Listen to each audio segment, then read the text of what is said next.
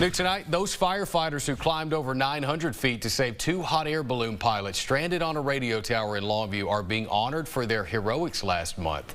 KLTV7's Alex Weister was at tonight's City Council meeting as a proclamation was made.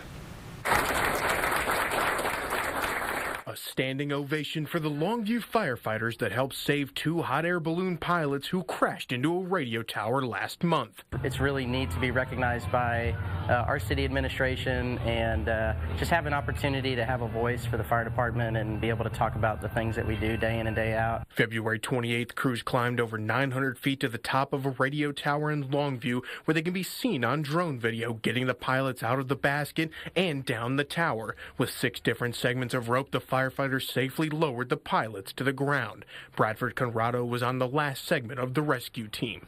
Going up that high in the air, there's a lot of things that could go wrong, and I think that's a testament to training and preparation that we were ready, and God called upon us and we answered. And Mayor Kristen Ishihara read a proclamation marking March 26th as Longview Fire Department Tower Rescue Day, honoring those who played a role in the rescue. I think about their kids watching their mom or dads as heroes, and just knowing that a life of service is one that receives honor and allows you to love and serve in very meaningful ways. Despite being the highest climbing rope rescue in Longview Fire Service history, crews say it is all just a result of training.